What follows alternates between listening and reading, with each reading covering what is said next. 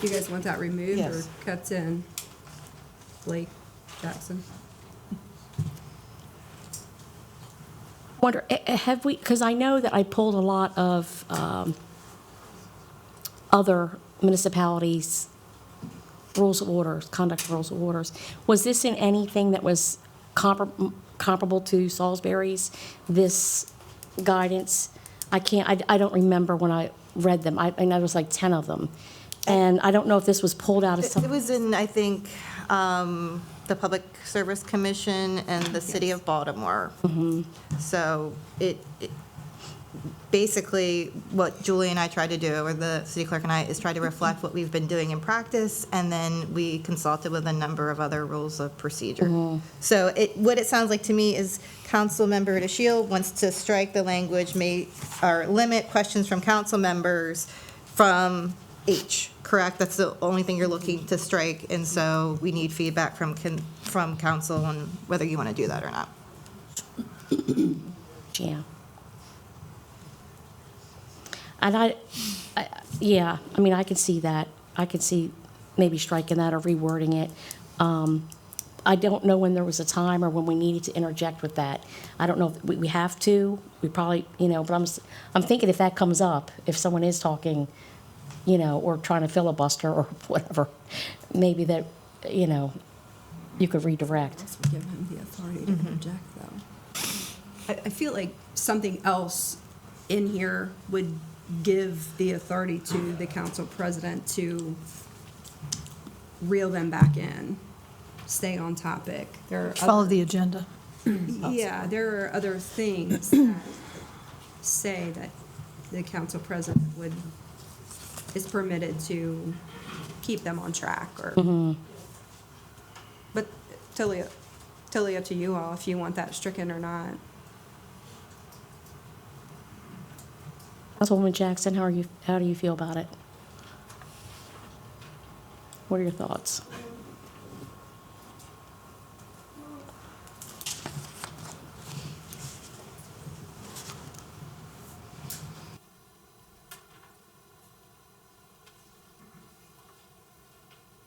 Should be stricken. Okay, Strike it. sounds like consensus. Okay, number 12, public comment and participation. I would like to commend President Doherty on the fact that there were a lot of comments that the public was offering comments, and they were giving their comments after a vote took place, and that has changed, or that's been a focus more so, I think, maybe than previously. So thank you for making that happen. Public comments, the only thing under C, there are a couple here. Under C, no person will be allowed to address the council until the appropriate time as determined by the agenda and the council president. I think that clarifies that the people coming realize there's an agenda, they are to follow it, and when the president adheres to the agenda and to the policy established, it is not a surprise. So you want to add the word agenda?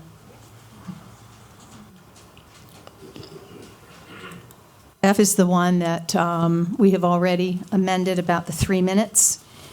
And the other thing about this is the number of times under G. In order to afford all persons an opportunity to speak, the council president may limit the number of times and the amount of time a member of the public may speak during the public comment period and limit comments, My question here is, and it's been brought to my attention, is Mr. Smith allowed to comment on each item on the agenda if they choose to do so? Or are they only allowed to comment one time and they have to pick the item that they want to discuss? For the work session? For anything. In other words, if I want to address each topic, shouldn't I be allowed to address each topic, or am I going to be limited on the times that I'm able to come and speak? Just need you to reference which session, for work sessions or for legislative sessions? Well, I guess for both. I mean, I don't know. It's not spelled out here, which it's for. Just a public comment. Yeah, Talking about public comment generally, yeah. Just got public. in general. Yes, I think the intent was, and we can change it if there is consensus, that the public would have one opportunity to speak, and he or she would need to address everything at that time. Within the same 3 minutes? But that's Seems kind of like- complicated. It's It not is. real. I'd agree. That's not real. So I think a person should have the opportunity to speak on each topic Yeah. if they're on topic. I really do. We cannot deprive people from speaking. Here goes transparency again. We have to give people the right to speak. Just if somebody in here is referencing all 3 topics or what's on the agenda, they should be allowed to say what they need to say. I think also, to be clear, that what we were instructed is that there was going to be a public comment period. We were going back to how meetings were handled, I guess, about a year or so ago, when the public comment was at the end, and that's the time allotted. So not that there would not be public comment after each agenda item. So work session and legislative on the work session. session, you're not allowing the person to speak until the end? That was what we're the doing. intent, yes. Yeah, so like how we've been operating for the past, when did we change that? Couple months. Like, I think that's ludicrous. like how we've been, I think it's ludicrous. I think a person should be able to speak on each topic before, you, in the work Before the session, vote. you're preparing to make votes. So a person should have the right to speak So I think- before we make the vote. I think we were going, so the reason why we were entertaining this. Folks, so I think we were trying to understand the intent of a work session. A work session, while we understand we value public input, a work session is for council to work through in work session. A lot of municipalities actually sit around a table and they discuss. Public's not even allowed to attend, which that's not how I think. But a work session is for you all, for us to work out, to ask the questions, to get the input. And to be honest, in their research, a lot of municipalities do not accept public comment at work sessions. I said we cannot do that. Councilwoman Jackson, added that into the meetings. I wanted to respect that, and I understand that and value that. But getting to the understanding and what a work session is for us to get to. Usually work sessions are longer than the actual legislative sessions because that's just the formal voting. But work session, we're supposed to sit, ask questions to the staff or whoever's presenting for us to thoroughly understand what is going on. And yes, we value public input, but that is for us to understand what's going on. My question, though, here is the number of times. Okay, let's say in the legislative sessions, let's go there. I want to comment on 3 points that are being brought up in the legislative session. Okay? Do I get 3 minutes, 3 minutes, 3 minutes? Or do I have to discuss all 3 items in one 3-minute segment? So in a legislative session, that we've never changed that. A legislative session, you can talk about anything, any item, any point. But if it takes more than 3 minutes for one particular topic, I think I don't think that's necessarily fair to cut somebody off if they want to spend more time on one thing and then their time runs out and then they can't discuss another item because their 3 minutes are up. Does that make sense? For legislative or for a work session? Anytime they're allowed to comment. Okay, so for a work session, again, let's just, tonight as an example, we have 3, 6, 9, 10, 11 items. And so, Times 3, exactly, right. so I'm just, and again, public comment is allowed, which we, in just a moment, we're going to pivot to public comment, where the public can make comment on items in the work session. But you're proposing that we add comments back to after each item and in the 3 minutes for each of those items. I think that's only fair. It is. A couple things, and I don't mean to, I think that's cumbersome. this is your meeting, but in one of the iterations, and the one I was concerned about, to your point, we know both that 90% of the stuff that's on the agenda on a given night is, superfluous. There's going to be a particular topic that's going to be worthy of the conversation, maybe two. That said, the part I was concerned about was when you register your question in advance of the meeting, obviously there'd be a tone and tenor to the question which would indicate whether they're pro or con. Subsequent to that, you could curtail, based on the rules that are being proposed, one of the iterations, I'm not sure if it's still there, you could curtail the conversation at some point. So theoretically, if you were devious, I'm not suggesting you are, you could have the people that were in favor of your position go first by lining them up, and then when the opposing comes, they say, we're going to curtail the conversation. I'm not saying you would do that, and I'm not saying you would, but I'm just saying that was one of the versions I saw. Is that still the case, or is that still the case, Julie? I don't think it speaks to And I don't even see that, just to make this favorable and unfavorable. transparent, I don't even see the list. It goes straight to the Right. city clerk and the assistant. I asked and I said, I don't want this. I don't want this Yeah. in my email. I don't see what the comments are. They just provide me with a list of names just so that it's written out here, it's spelled Yeah. out, and so that the topics are in unison. So if we're talking, if we see we have 10 public comments on density, and then we have 10 on bike lanes, and then we have 10 on coffee shops, we're going to split them Yeah. up so that, again, for council, if we want to listen to the public and have our minds trained and we're understanding and we're speaking about these items, these 10 items here, and so that we're not bouncing around, we're talking about this item, then that item, it's just for a little bit of order. But again, there was no malice intent in But how the this. I think from a practical matter, we know who the frequent flyers are and generally where they are on the topic. So that's where I was coming from. So I mean, it would be easy enough to develop a profile on those answers. So that's all I was saying.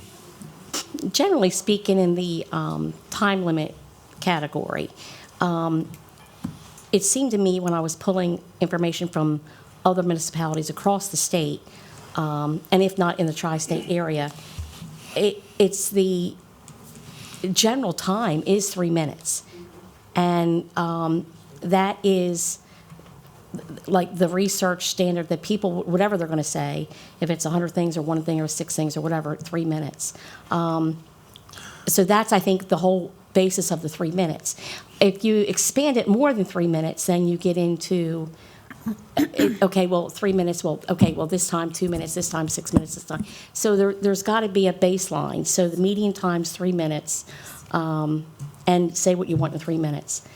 There can always be emails, and I know that's not what some people want to hear, but They are, they email, if you can't plus they come speak. get out in 3 minutes, Mm-hmm. this is just my opinion, what it is that you need to say, you have the option to email or, call your council representative or whatever and continue what you would like to say. It's not like, after the 3 minutes, you're cut off from council. Like, you still have an opportunity to communicate with them and send them the information, or send it to me if you want it to go to all of them. I'll be happy to get it to them before the meeting. So I want to make sure we're pivoting back and that we're not belaboring just this. I want to make sure I'm getting and understanding what you're discussing here. So can you just restate your request and what you would like to see, Councilwoman DeShield? Possibly here, limit the number of times and the amount of time a member of the public may speak during the public comment period, and limit comments regarding a specific agenda item. Got it. Instead of putting in here the council president, instead of may limit the number of times, maybe just take number of times out of there so that it's understood they can speak on more than one item. And you, in turn, the president would also, at that point, would be in control of how many, how much, that they went on too much, or if it wasn't relevant to the topic. I don't know. I mean, I don't have to have it changed. I just feel very uncomfortable if we're telling somebody you can come up and speak, but you can only speak once. You can speak 3 minutes, but you can only speak once. And if you run out of time, too bad. If you have another topic you'd like to discuss, you should have that opportunity to do so. That's all. I think that's where the language, council president, in his or her discretion, may grant additional time. Okay. And I feel as though even with the work session, why do we have our constituents here if they can't be included in the work session? And why can't they speak about what's on the agenda? Yeah. It is in This here. is the format of, we're putting something together. We're piecing things together. Okay?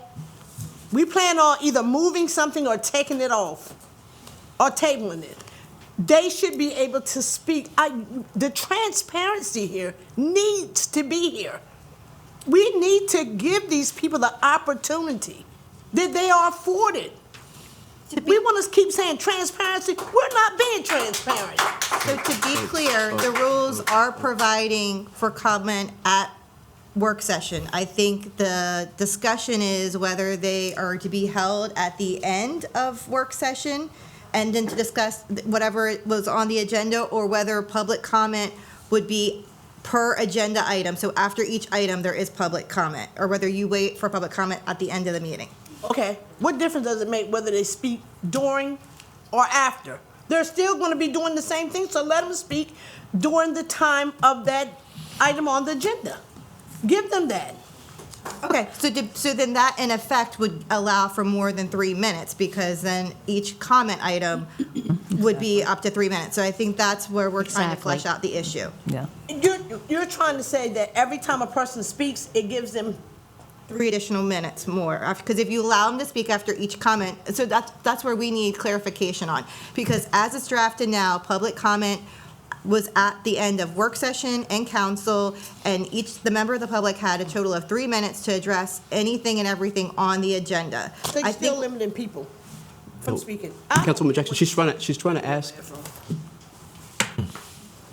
You're limiting people. No, she's trying to ask you what you would Yes. like to. I would love for you to put it back where it was before, where people had the ability to speak. that's what we had. During the item on the agenda, they should be able to speak. Actually, that's not in the rules for work session. Exactly. Yes. Changing rules.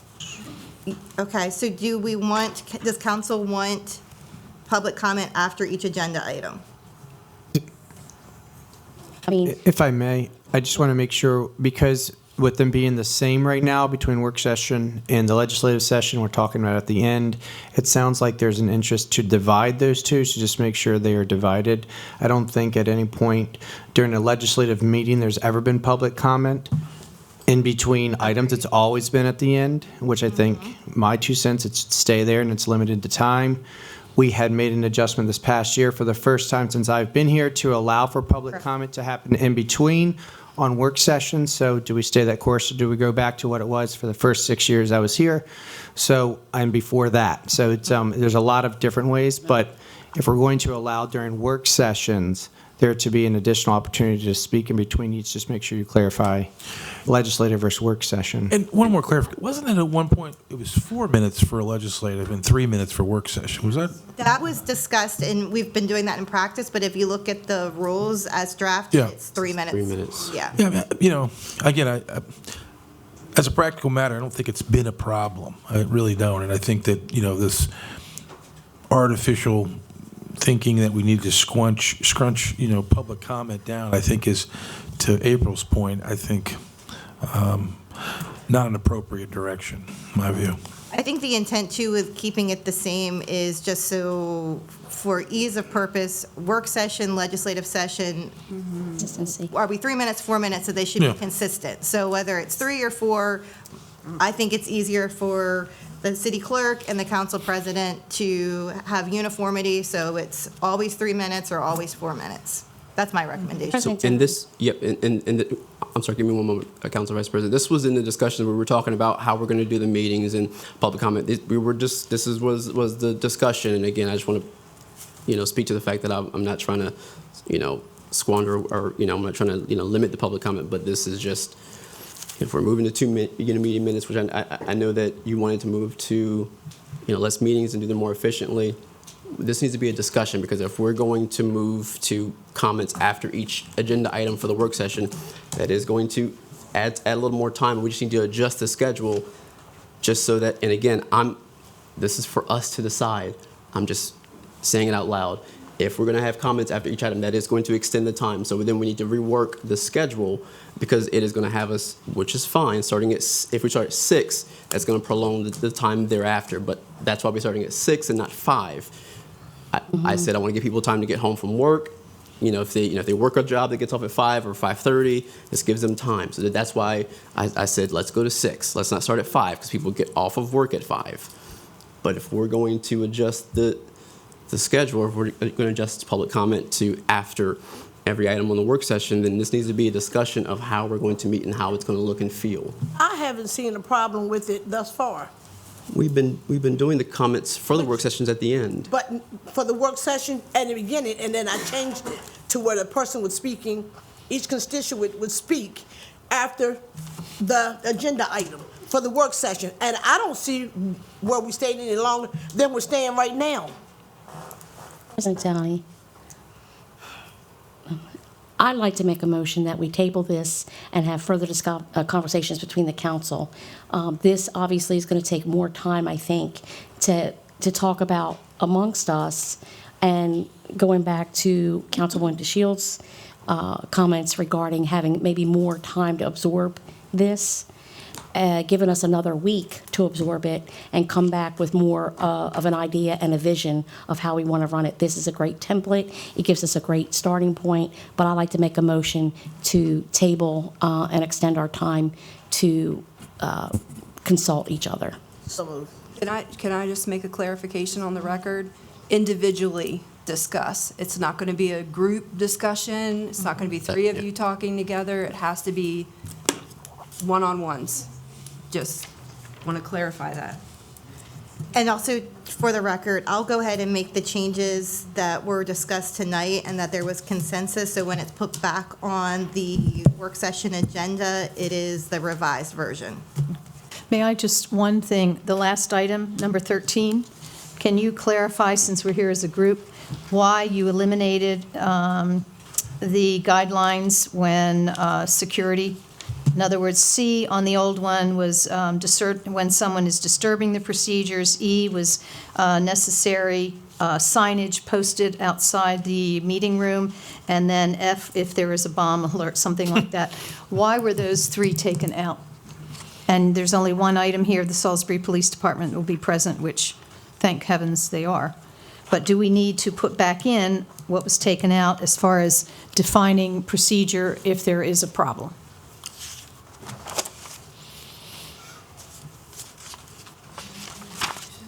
It was number 10 on the old, it was item number 10 on the old document. And it was C and then 1, 2, and 3. So you want that added I back think in? 12K would Cover that? address that. Okay. Oh, one other thing, under 12H, shouldn't that be over in section 11 since it's about public testimony? Correct. Okay. Thank you. Thank you for your time. Public as well. Thank you. So I was hearing a motion on the table. I just want to make sure we finish that motion. Yes, you seconded it? Yeah. Okay. All right, so all in favor, signify by Aye. saying aye. Chair votes aye. All right, so we'll move forward with that. Thank you, council, for your comments. Again, we'll move forward to the public comment portion of this agenda. Again, for the work session, we ask that your comment remain germane to the items on the agenda. And I will call, and Ms. English is bringing up the items here. I'm going to, Ms. Purnell will, She on the list? yes, if you want to, Yes, I do. no. Ms. I usually watch you. I usually watch my list. I'm sorry, we have a list. list. I'm sorry, I just want to make sure I'm being Oh, yeah, you have a list. Well, can I just make one question then? You said you didn't want to use Robert's Rule of Order, but you're going to a list, and that's part of Robert's Rule of Order.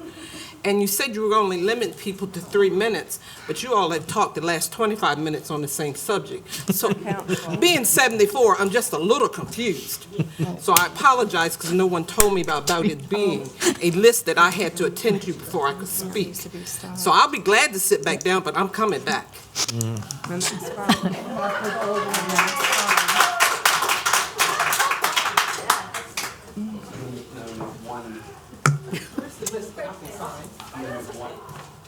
Where's the list I can sign? It's a paper right there. Folks, because I'm going to make one ask, and I know we're excited here. There are a couple of different topics that we all understand and lie on, but if we could please limit the claps and it just adds time and it just takes away from the meeting. If we could just limit the claps, I understand some of us agree on different sides. I really do, but if we could just limit that, and please, for this meeting, if you'd like to sign up for public comments, please fill out the form and then hand it to the city clerk. So I make sure that I do call your name and that I'm being respectful and we're hearing from everyone here today. Carolyn Wogamove.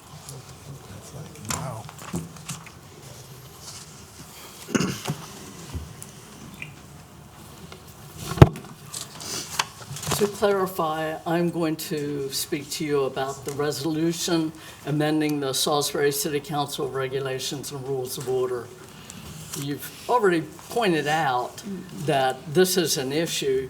You have to go back to something, and it could have been something on the first page that you've already forgotten about. But anyway, that's what I'm going to talk about. My name is Carolyn Wogamith, and I live in the city of Salisbury.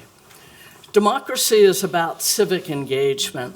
When limiting access and requiring citizens to jump hoops to participate, you're not practicing democracy, you're dictating. At least you validated my op-ed published in the Salisbury Independent last week, pointing out that a legislative pathway is necessary to change the rules. Unfortunately, the author of this new regulation neglected to follow the established process to amend a regulation.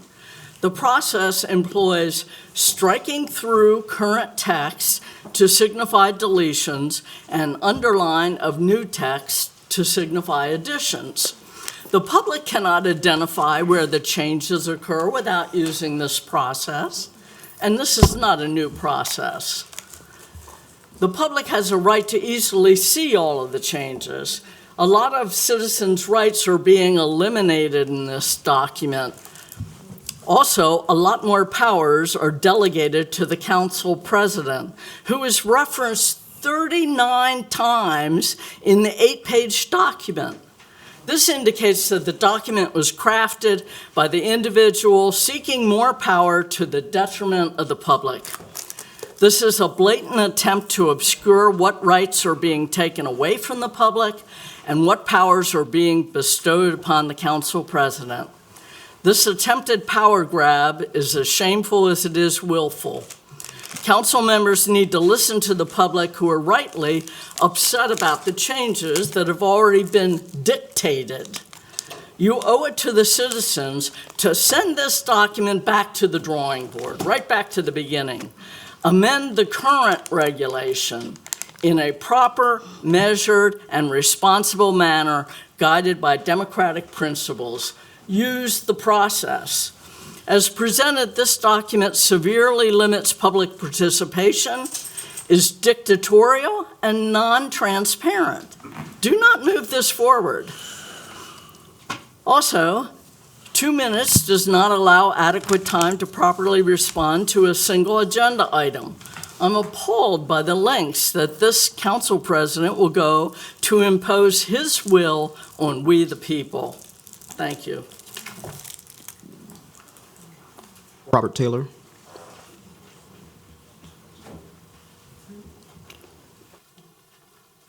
Good evening. I'm here to collect my frequent flyer miles, by the way. Yeah, I think we've seen why the 2 minutes is just kind of I think Ms. Jackson hit it, ludicrous. And I've looked the document over. I really didn't get a chance to do it until after a little later this afternoon I started because I had a bunch of other stuff that's happened. But here's an example of why somebody should be allowed to file that they want to speak during the meeting. During the discussion that went on, someone said, well, on the agenda, well, it can always be amended at the meeting to put something on. Well, under 5D, it says, no item will be added to the agenda after the established deadline. So, I mean, something's wrong, something doesn't make sense here. And then going over to G on 6, that's the thing where you talked about Robert's rules. I mean, it's absolutely absurd. The council president is going to dictate procedure? That's nuts. Under Robert's rules, there's a procedure where that can be challenged. Now, when I was the county council's attorney, they went through something like this. And I did some research, and I can tell you, I think I may still have it on my computer. It was the Georgia's version of MACO, county organization. They have a kind of a condensed, short-form version of Robert's rules. It's very good. And I'll see if I still have that on my machine, and if I have it, I'll send it to you, because the actual Roberts published is like 600 pages long, and it's a bear. And that's why a lot of people use this more slimmed-down version. So that's just a couple thoughts. And I'll try to keep it short. Still, I've got a minute. Maybe I can give some of that to somebody, except that's prohibited by the rules, I think, too. But getting over to the public comment part, I mean, there's just so much inconsistency there. There's the stuff about, and I don't know whether this thing about turning in the forms and all that was posted on the website, whether that still applies. I mean, there's a lot of gobbledygook here. It's hard to understand.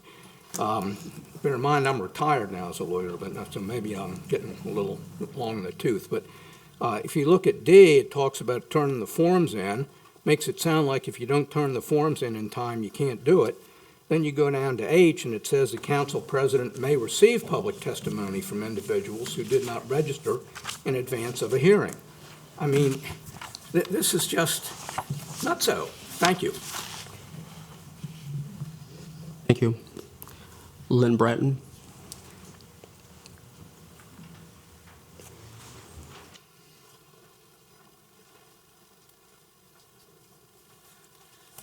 Good evening, everybody. My name is Lynn Bratton, and I'm from the city of Salisbury. I've lived here for quite a long time. First of all, thank you, Julie, for the time clock. We have spoken about that more than once, and I love it, but you might want to hit the button. You might start at 10. Okay, thank you. Okay. Number two, is it going to start once somebody says who they are and where they live, and then we get our 3 minutes? I think that would be appropriate. Yes. Because some people live in a long address, and some people live in a short address. Number three, I do believe, having read this, that there were too many exceptions where things could be overridden, done at the last minute, or added, or changed. You know, the rules are the rules, and then there's all these exceptions. So I appreciate you, Ms. Blake, for suggesting that it be tabled so it could go back and more work can be done on it. I appreciate that. I would like to just know why the signups at all are important. Like, why is it important to know who's going to speak? In the county council meetings, people are respectful. You kind of form a line, and you speak, and then you got your time clock, and then you sit down. And you don't have to even do any of this pre-registration or telling people they're coming or whether you're not coming. I've told people, sign up for God's sake, because you might change your mind later and want to speak, and then you won't be on the list. Or you can always pass. So why even put people through that yo-yo? You just stand up, you speak, you sit down. I mean, you know, and we got the deputy here to take us out if we get unruly. So that's that thing. And then items on the work session, I think I've spoken about this before. If you're talking about something during a work session, it should not, in my opinion, should not be immediately then placed on the pursuant legislation immediately after. Like, you know, a 5-minute, take a break, potty break, everybody go have potty, come back, and now we're going to vote on it. There should be that 2-week cycle before it comes back. One place that I did some research on actually had their work sessions at the end of the legislative sessions. So the legislative sessions were first, then the work sessions happened in preparation for the next legislative sessions that came after. That way, things didn't go boom, boom. Because even this document was immediately going to be on the legislative workshop, the agenda, if you look at the next agenda. So those are some things. I'd like to admonish the folks that we do need to go back to having the ability for people to attend virtually. There are a lot of people that can't get out in the cold, the wind, the rain. They got jobs, they got kids. I did participate in many of those budget sessions via Zoom listening. I sat at my computer and fixed my dinner and everything else listening to Zoom meetings on the budget, and it says in here that they would not be available at all for budget hearings. Thank you.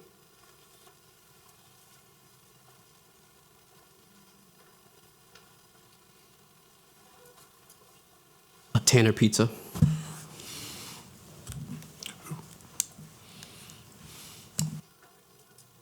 On Siggers. Yes.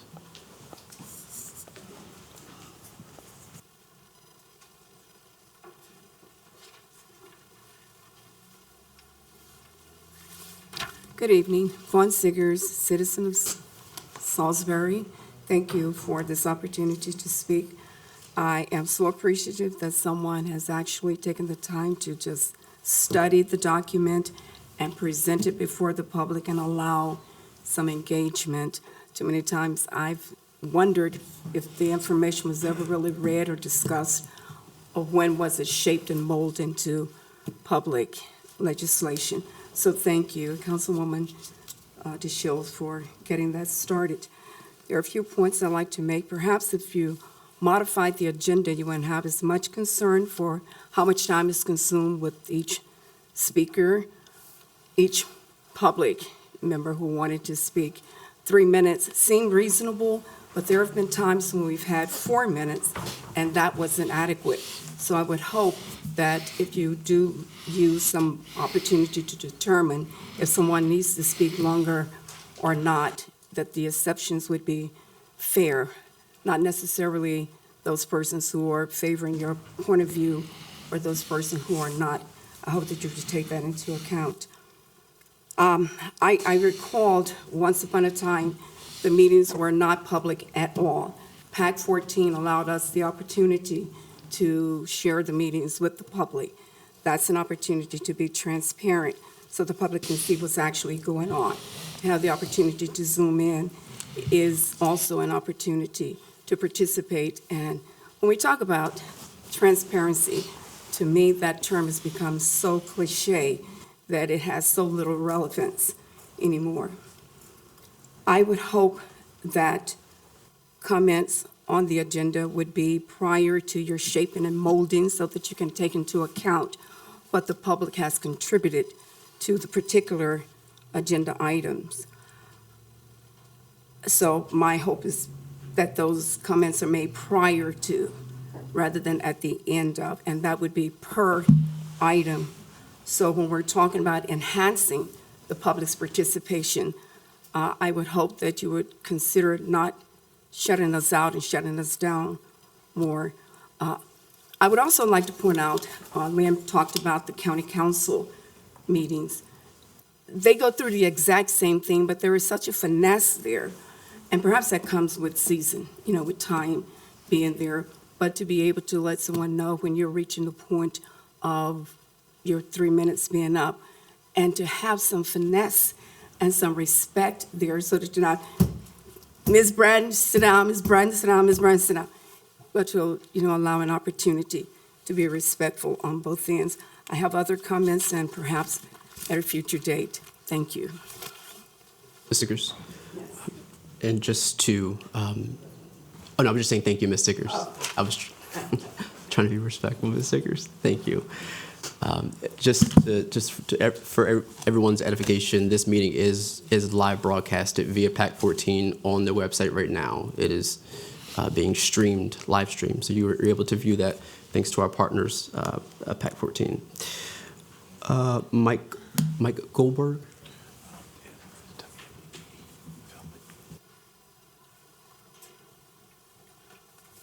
Mike Goldberg, Wycomico County. I don't really have much to add at this point. I think any point that I had has already been addressed.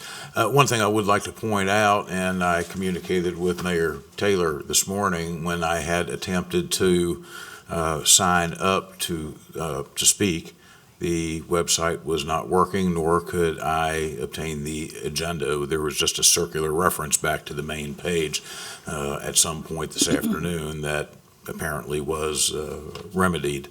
But we have to keep in mind with this system, when you have an electronic issue like that, it could circumvent the ability of some people to speak. I fully agree with one of the speakers in particular that the way that the county council conducts their meetings, where you simply get up and get in line and speak. I see no good purpose being served by going through a complex routine in order to speak publicly, and I think that the ability for citizens to speak publicly is of paramount importance. That's all I've got. Thanks. Thank you, Mr. Goldberg.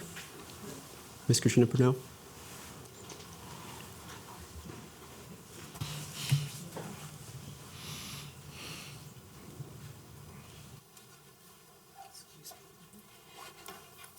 Good evening again. My name is Katrina Purnell, and I've lived in Salisbury for almost 74 years. First of all, I want to talk about some of the rules that you have. The ladies that presented the rules, I've watched them be on their cell phone. Wasn't there a thing on there about not being on the cell phone? Okay, let me continue. When you talk about Robert's Rule of Order, you can't have a meeting without having Robert's Rule of Order. The sheer process that you have someone that's the controller and other people to be able to speak afterwards, that's part of Robert's Rule of Order. When you want to exclude something, and as far as me having to fill out a form before I could speak, the lady on the end grilled me with 6 other questions before she would take my form from me. I think I have adequate intelligence to be able to express, because I was an English major, to be able to express my ideas without being screened.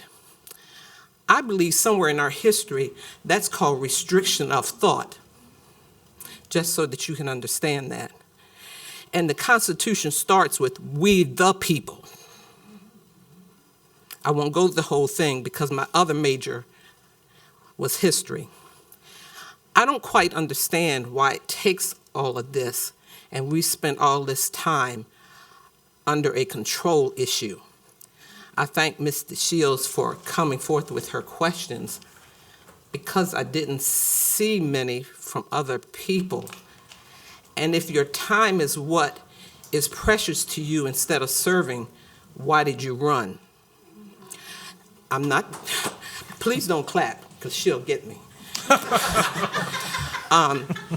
I don't think that none of us in this room are children. And the lady spoke to the part of it being disrespectful. If you want me to respect you, you have to respect me. I may not agree with you, but I do have the right to speak my piece.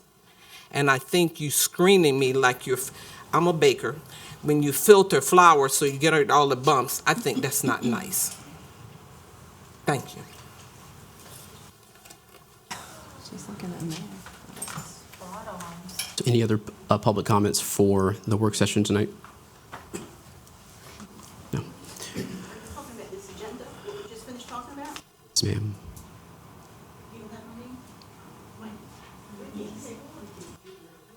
any? I filled out my paper. I don't want to be here. My name is Sharon Lloyd. I've lived here for 41 years over on Monticello Avenue. Yeah. And I am so appalled. I hope I don't have a heart attack.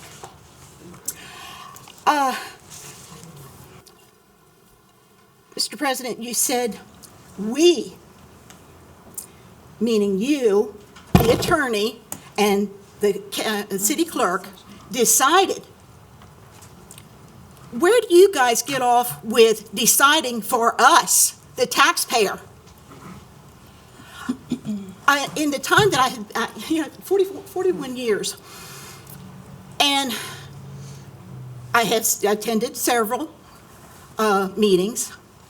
This is the first time that I have ever seen the attorney say so much stuff and the clerk with her nose in it. Every other time, you guys are supposed to sit there and be quiet and listen to what we have to say. And how dare you go behind us, Mr. President, an attorney, and decide you're going to do this on your own. And hey, yeah, we're going to get through it too. I'm sorry. I'm just so appalled that you guys are dictating to us what we, the taxpayers, are going to do. And I wasn't born yesterday, and I didn't just move here yesterday. And the clapping is the only way we can get through to you. The last time I was actually in here was for the 4-2 and getting that passed. And the way we got it through by us raising our voices and raising our hands and clapping because the city council couldn't listen to us, or because maybe 5, 10 city, what do I want to say here? Developers, cronies, decided they were going to tell us, the taxpayers, what to do. I'm sorry. This just irritates me to no end. I think we should leave everything alone. If it ain't broke, don't fix it. And if you want to cut out some of these things, how about we cut some of your salary a little bit? Would that help? Would that make you listen to us?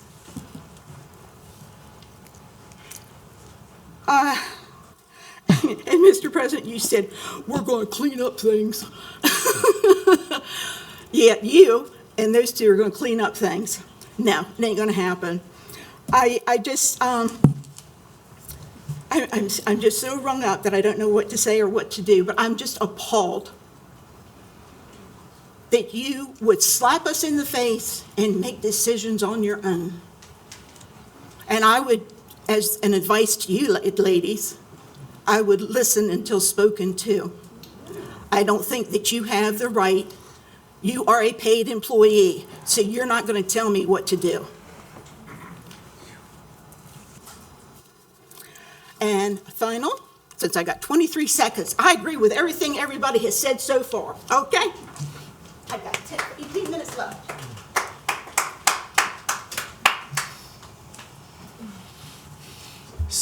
Seeing no other public comments.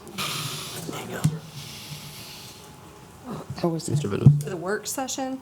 Well, I was confused as to what I signed up initially. This is for the legislative session or the work? Joseph Vinoza. Oh.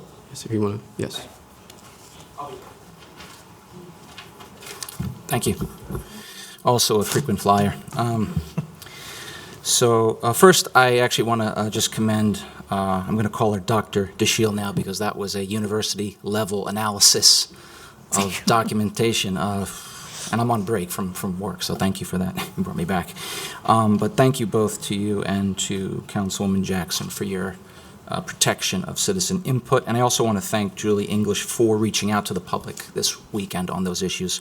Let me say this very quickly. As a resident who lives and loves this great city, I want to express, like these folks, my concern, my disgust, frankly, at the then council's proposed limits on public comments. It demonstrates a stunning lack of inclusion for community voices and only serves to marginalize and exclude our most vulnerable. I realize this was changed tonight, but this is the original comments I made. I urge the council to reconsider these restrictions as they could result in possible lawsuits through violations of the Americans with Disabilities Act. As one of the producers of a local public access show called Open Agenda, I at least want to encourage the public at this time, if any resident has felt discriminated or marginalized or their voice has been silenced, we film every Thursday at 1:30 p.m. at the PAC 14 studios. Any citizen, even if you're not a developer, is allowed to come and actually provide your full comment. We talk about democracy and transparency and citizen input, but we often talk about it in very broad, flowery language. So let me say this. My wife grew up in a country in East Africa. It's called Eritrea. All right, it's right next to Ethiopia. Okay? It ranks below North Korea in terms of press freedom. When you become 18 years old, you are property of the state and you resign your life to a gulag. Okay? That happens. That happened to someone I know very well. So when we talk about lack of freedom or lack of transparency or dictatorial tendencies, I don't take that lightly because that's not an abstraction. That's a real thing that people struggle with all throughout the world. This council, which meets in the same room as the county council, can't seem to figure out standards and protocols that include the community. I believe if it's not broke, don't fix it. So I implore the council to go back to the system we've had, because everybody, regardless of their income level or job, should have a voice before their government. God knows what we do outside of office hours. But in this room, we all should at least have equal access. Thank you.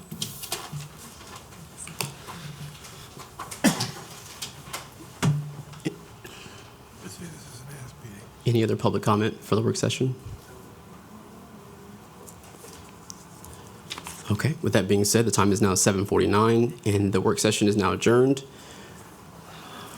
Time is still 7:49 and I do call this legislative session to order. I will start first by reviewing and presenting the agenda.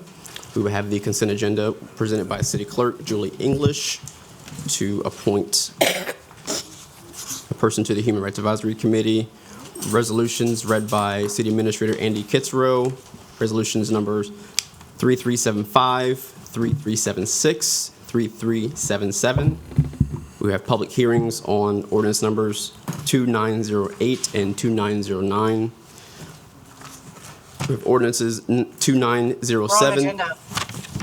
Wrong agenda. Jess? Sorry? Legislative session. 2907, 2910, 2911, 2912, 2913, 2914, and 2915. I will entertain a motion to approve the legislative, actually, we will, Do you need to remove Yes. the resolution Yes. 3377?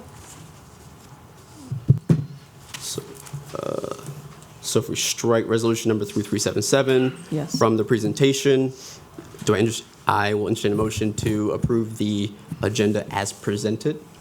Second. Okay, all those in favor, please signify by saying aye. Aye. And the chair votes aye. Council President, I just want to let you know that Councilwoman Gregory has joined the meeting. Wonderful. If we could pivot to City Clerk.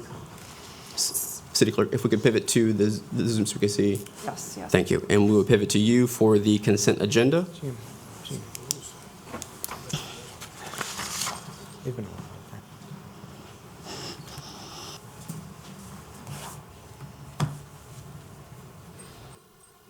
Not coming up.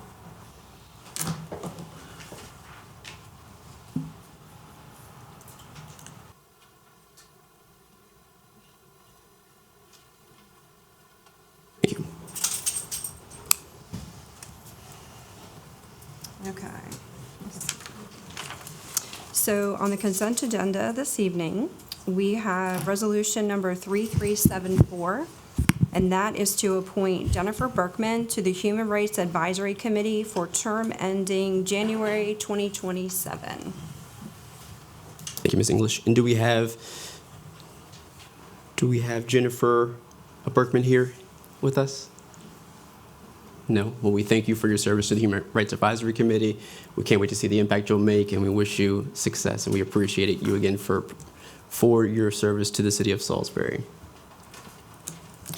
All those in favor of the consent agenda as presented, please signify by saying aye. Aye. And the chair votes aye. Thank you, Julie. We'll pivot to Mr. Kitzrow for the resolutions.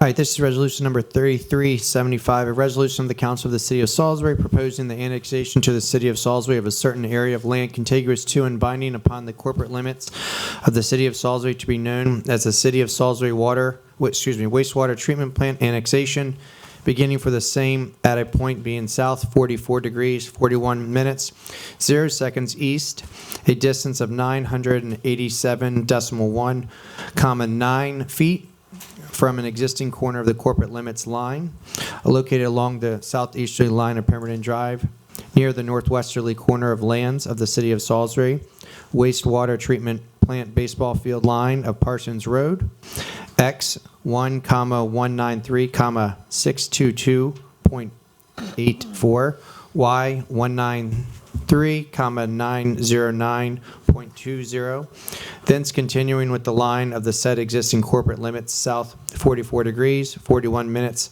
0 seconds east, 1,220.35 feet to a point X1, 194, 480.98, Y193, 041.53.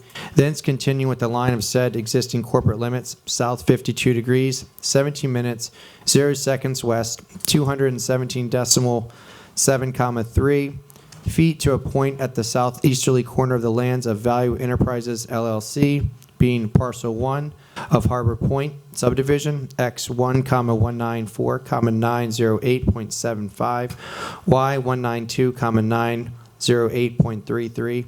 Thence by and with the easterly line of said Value Enterprise LLC lands north 44 degrees, 37 minutes, 0 seconds west, 593.6, 4 feet to a point at the southeasterly corner of lands of USDA Farm Service Agency X1, 193, 891.80, Y193, 330.94. Thence by and with said USDA Farm Service Agency lands north 44 degrees, 27 minutes, 47 seconds west, 601.6, 0 feet to a point X1, 193, 470.41, Y193, 760.26. Thence continuing with the said USDA lands north 45 degrees, 39 minutes, 48 seconds east, 213.1, 2 feet to the point of the beginning. We're just getting started, folks. Sit tight. We practiced it earlier. Whereas the city of Salisbury has received a petition for annexation dated January 24th, 2024, attached hereto as Exhibit 1, incorporated by reference as if fully set forth herein, signed by at least 25% of persons who are resident registered voters, and that the persons who are owners of at least 25% of assessed valuation of real property in the area sought to be annexed, binding upon the corporate limits of the city of Salisbury, to be known as the City of Salisbury Wastewater Treatment Plant Annexation, beginning at a point on the south side, but not binding upon Pemberton Drive, and binding upon the existing corporate limits line of the City of Salisbury, Maryland, being a northeasterly most point of the affected property on the westerly line of the corporate limits of the City of Salisbury, continuing around the perimeter of affected property to the point of beginning being all the real property identified as map 0037 grid 0024 parcel 0367, and further being the same real property more particularly described in the property description attached hereto as Exhibit 2 and incorporated as if fully set forth herein. The aforesaid real property is hereafter referred to as the property. And whereas the City of Salisbury had caused to be made a certification of the signatures on the said petition for the annexation, and the City of Salisbury has verified that the persons signing the petition represent at least 25% of the persons who are eligible voters and property owners owning 25% of the assessed valuation of real property in the area to be annexed, all as of January 3rd, 2025, as set forth in the certification by Leslie Sherrill, surveyor of the City of Salisbury, attached hereto as Exhibit 3, incorporated by reference as if fully set forth herein. And whereas it appears that the aforesaid petition for annexation dated January 24, 2024 meets all the requirements of applicable state and local law, and whereas pursuant to Maryland Code Local Government 4-406, a public hearing on this resolution providing for the said and Salisbury annexation of the property as set forth herein shall be made and hereby scheduled for January 13th, 2025 at 6 p.m. Now therefore be resolved by the Council of the City of Salisbury as follows. Section 1, it is proposed and recommended that the municipal boundaries of the City of Salisbury be changed so as to annex and to include within the said municipal boundaries of the City of Salisbury all the certain real property more particularly described in Exhibit 2 and attached hereto and incorporated by reference as if fully set forth herein. Section 2, the annexation of the property be and hereby is approved by the Council of the City of Salisbury, subject to all terms, conditions, and agreements contained in the aforementioned property description and proposed annexation plan attached as Exhibits 2 and 4 respectively, each of which is attached hereto and incorporated herein, as if all such terms, conditions, and agreements contained in such exhibits were specifically set forth at length in this resolution. Section 3, the zoning map of the City of Salisbury shall be amended to include the property within the certain zoning district of the City of Salisbury identified as industrial, which said real property newly annexed into corporate limits of the city of Salisbury as contemplated by this resolution is presently zoned R-15 residential in accordance with the existing zoning laws of Wycomico County, Maryland.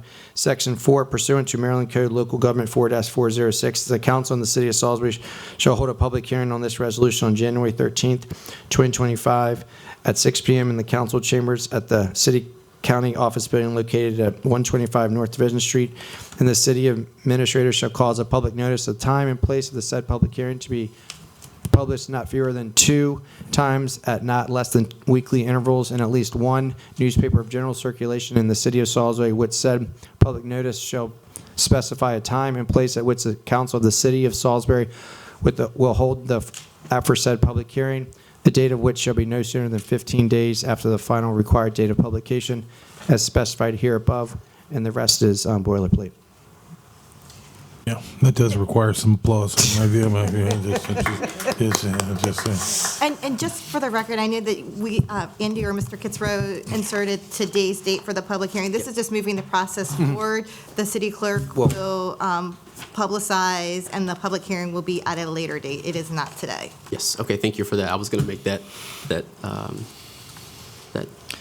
recommendation, or just make that No, thank you. Of course. So all those, I would entertain a motion to approve the resolution as presented. So moved. Second. Okay. Council, any questions? No. All right, all those in favor of resolution number 3375, please signify by saying aye. Aye. And the chair votes aye.